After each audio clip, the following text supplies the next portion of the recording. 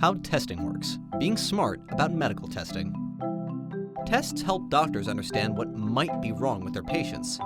It's important to make the right diagnosis. However, sometimes tests aren't always accurate. A false negative means a delayed or misdiagnosis. A false positive leads to a diagnosis that doesn't exist. As a result, patients might receive unnecessary treatments, resulting in undue side effects, expenses, and stress. Not only is this risky for patients and doctors, it also leads to wasteful spending for hospitals, insurance providers, and governments. How did we get here? Well, let's break it down. In Hippocrates' time, the only medical test involved examining a patient's bodily fluids. For diabetes, this might mean tasting the urine for signs of sugar. Ugh! For centuries, patient testing evolved very slowly. Since 1980, however, the frequency of medical tests has skyrocketed. Today, doctors in the US order more than 13 billion tests every year. And while tests have become easier and more sophisticated, the science of how to order and interpret them hasn't caught up. Tests are much more complex than doctors and patients realize. Diagnosis has three parts: patient history, a physical exam, and, if needed still, test results. When considering a test, we need to ask ourselves, should we do the test? How accurate is it? Will the results change the diagnosis? What will we do with a positive or negative result? Medical schools use terms like sensitivity and specificity, but these can be confusing to health professionals. But there's a bigger problem. Medicine has mostly focused on measuring the test's ability to detect a disease. This ignores the fact that every test is in danger of giving a false positive. To know how a test works, imagine a population where half the people have disease. When the test is applied, those people with disease tend to have higher values, and those without disease tend to have lower values. There is a lot of variety from person to person when it comes to testing, so there will usually be some area of testing overlap between those with the disease and those without. Most tests are designed to catch nearly all patients with the disease. However, this lower cutoff will give some without the disease a false positive. A higher cutoff for the test would miss many cases of disease. Even worse, in an effort to rule out disease, the test is increasingly used in groups where most don't have the disease. Testing people without disease leads to false positives. Of those who test positive, as few as 1 in 10 actually have disease. Doctors fail to understand how this works, meaning they make crucial, sometimes life and death medical decisions based on incorrect assumptions. Without understanding the science of risk and probability, we increase the chances of making wrong choices. Let's talk probability.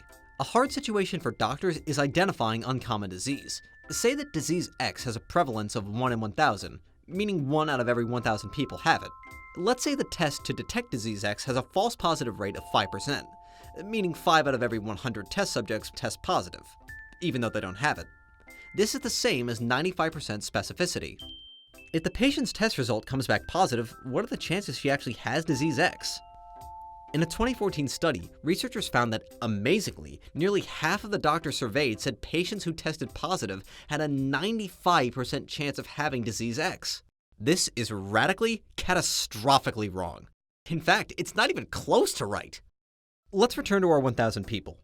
We already know that one of them has disease X, but a 5% false positive rate means that of the remaining 999, 50 would test positive for disease X, 51 would test positive, but only one of them would actually have the illness.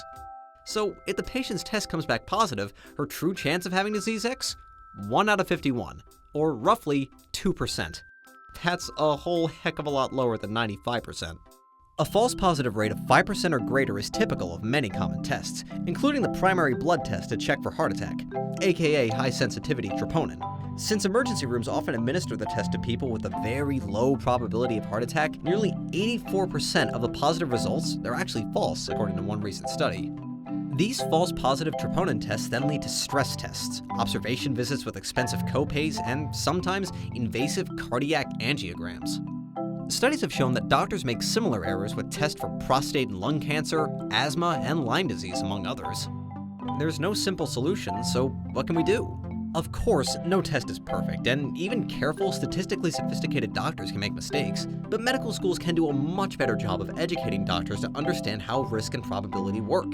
Patients must also play a role, realizing that even capable doctors may not fully understand the statistics behind the tests they use. Asking your doctor about disease probability can reduce waste, expense, and risk, and may even save lives.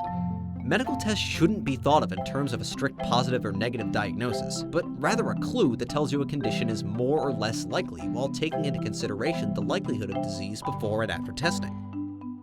Instead of more math, doctors and patients should improve their understanding of probability.